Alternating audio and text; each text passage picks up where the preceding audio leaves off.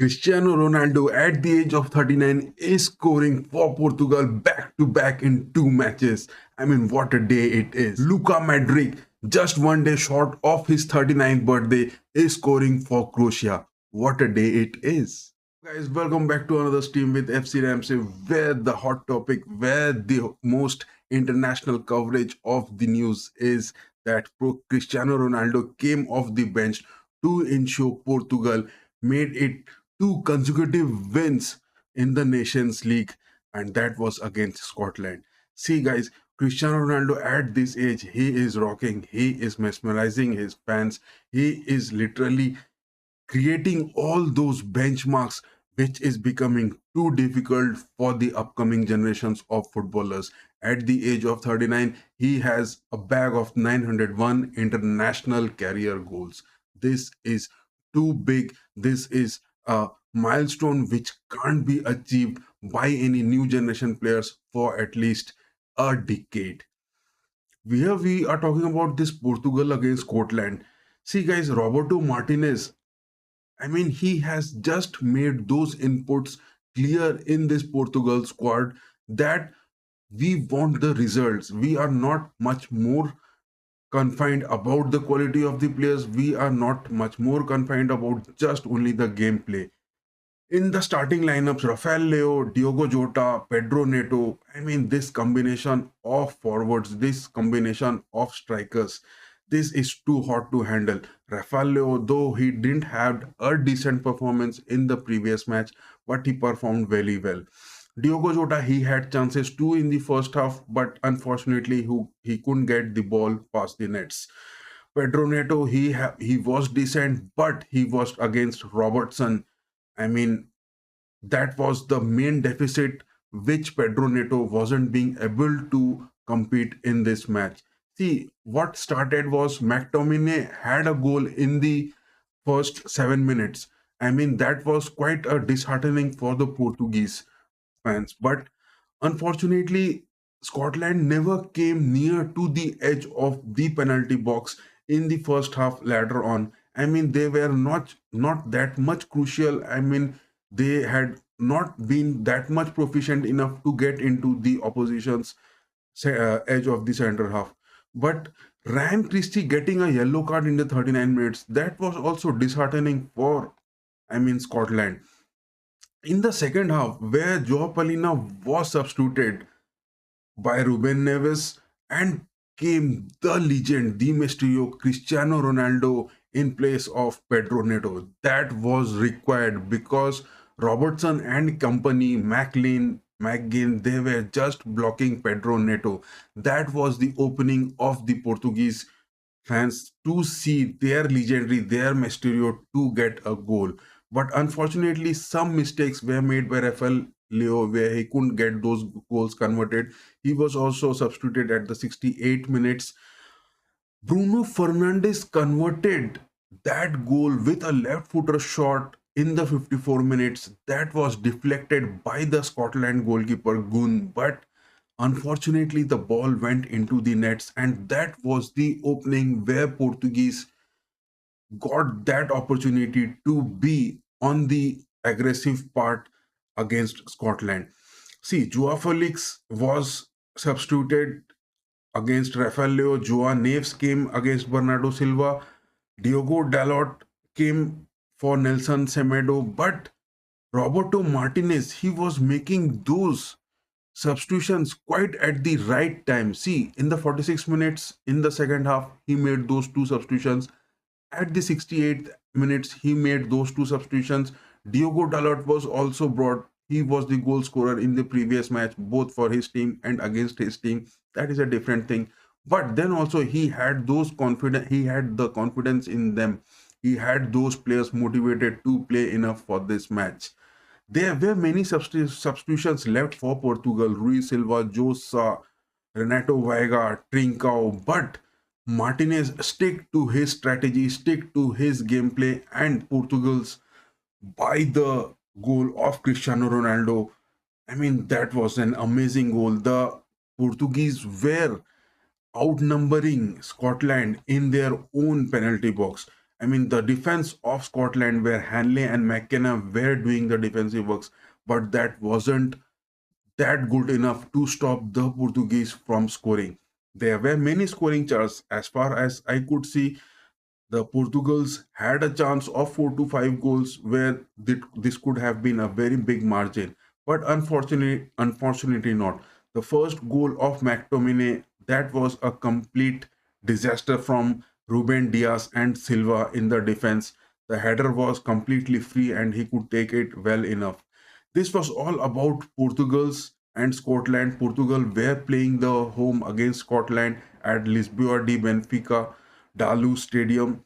This was the round two of the UEFA Nations League Group A. I mean, this match has really made this table a bit different because Portugal have played 2 matches. They have won 2 matches. Croatia with two, they have won only just 1 match out of it. Poland and Scotland are in the third and the fourth position. The next happening thing was Luka Modric. What a free kick that was. I mean, everyone was expecting Dalik's team to get a goal in this match because it was necessary for the Croatians to get that moral boost. We are talking about Croatia versus Poland, where Croatia was playing home against Poland. See, Michael Probires, the Poland manager, he had a decent team to fight against the Croatians.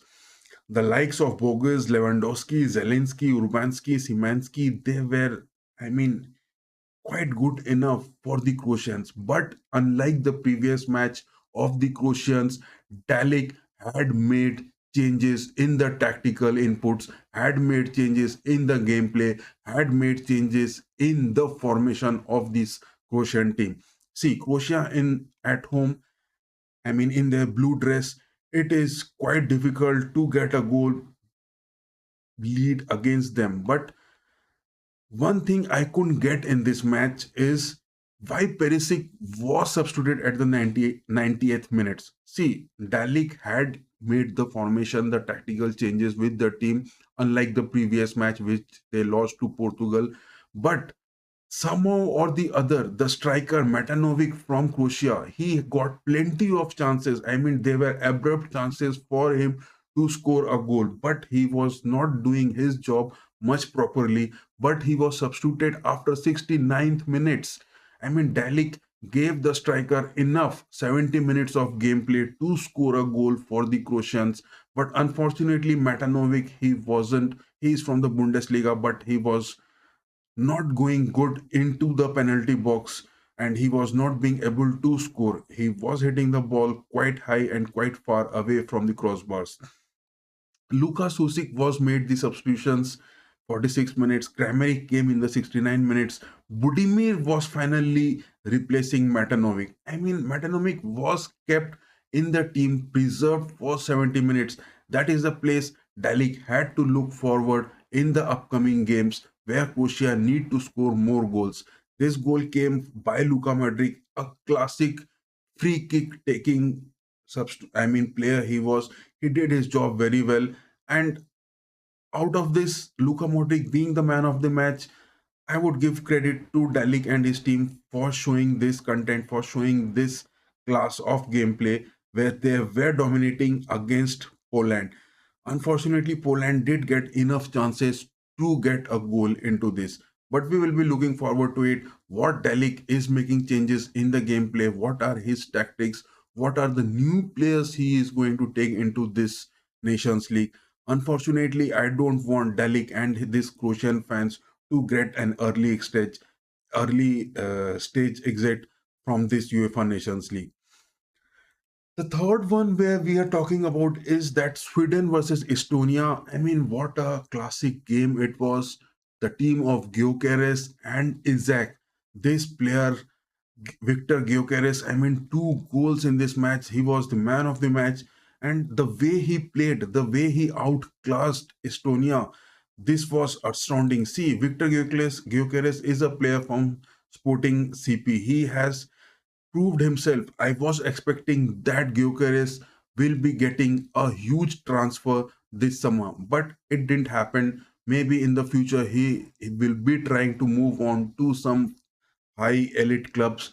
But in this match, what this Isaac and Gyökeres performed, I mean, the Swedish players, along with the likes of Kluveski, Sema, Hayen, Douglas, Eliasson, their goalkeeper Johansson, they were performing really well. I really liked it. They outclassed, they got the edge, they scored 3 goals. It was a whitewash from Sweden against Estonia. The final and the most dramatic match, the most controversial match where there were conflicts, where there were disputes in the decisions by the fans, by the managers, by the coaches, by the players, everyone, is that of Switzerland against Spain. Switzerland was playing home against Spain, where they got an early goal from the Spaniards. Joselu was the one who scored in the 4th minute.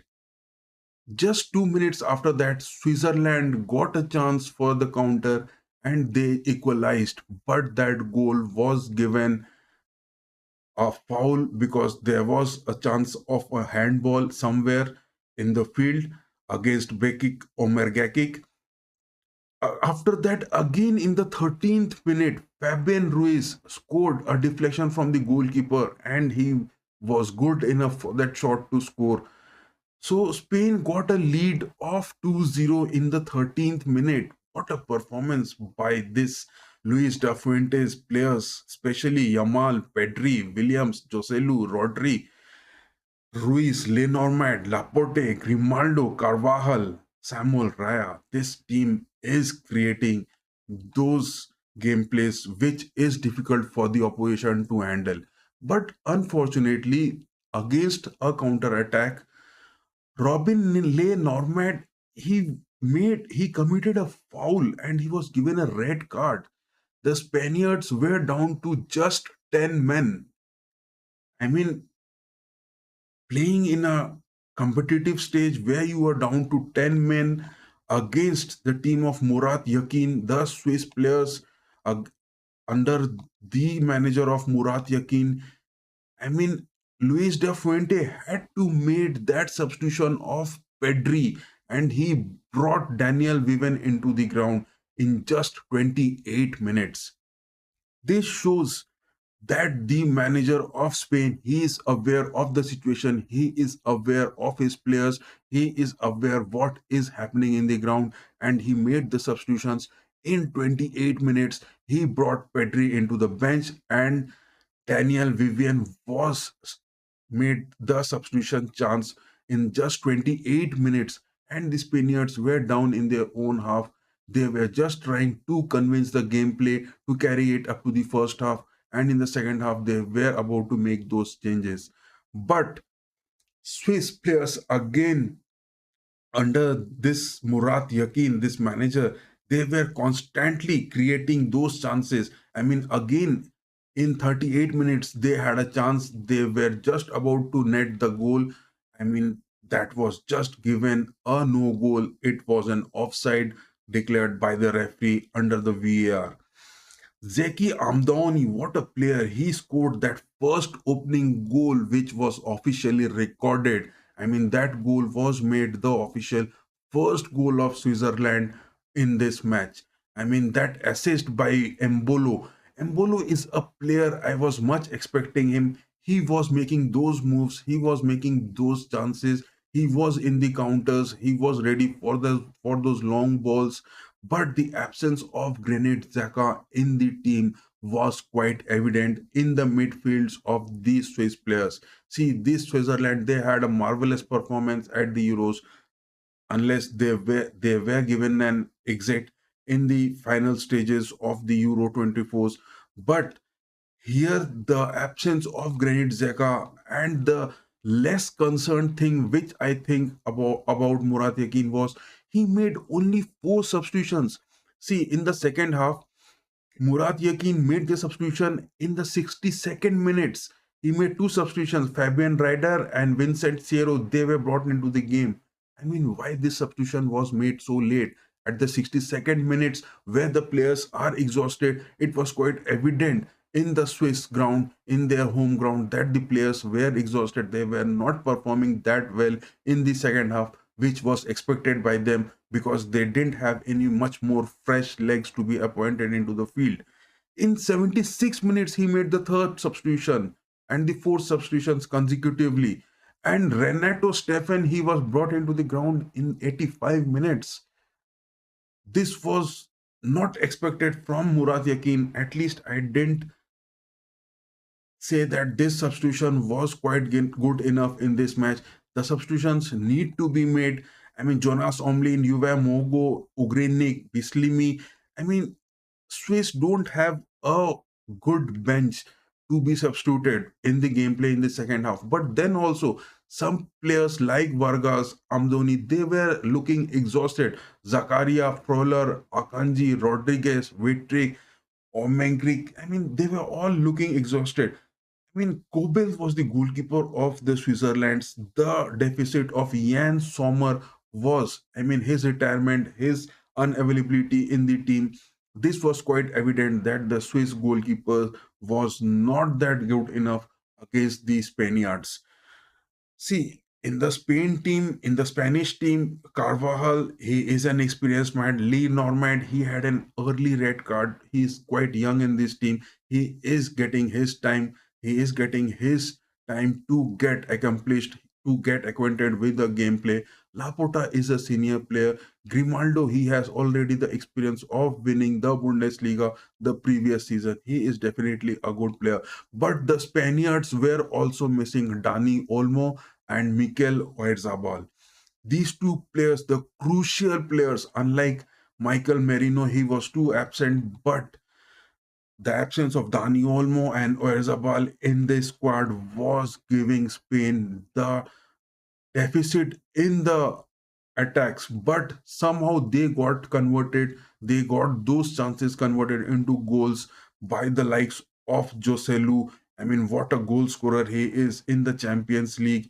Ferran Torres made those counter attacks. Lamine Yamal, he was about to give a penalty, a handball inside the box, but it was given a foul decision and the penalty was not given to the Swiss. This is a debatable topic. It happens much, but the Spaniards are playing really well and they deserved a win in this match because the way Fabian Ruiz and Nico Williams, along with the defensive midfield compatibility of Rodri, Rodri was back into this game. He was not present in the previous match, but the way the Rodri, the defensive midfield, he is playing, he is the anchor man, he is the pivotal midfield of the Spaniards.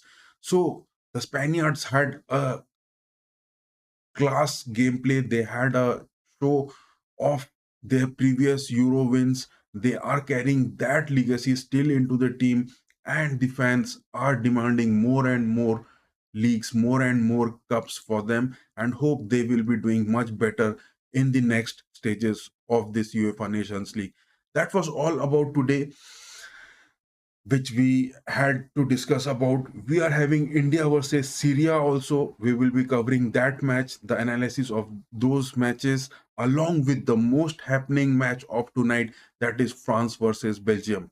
What are your inputs? What are your comments? Do post, do write, and yes, before that, do like, do share, do subscribe. Thank you guys.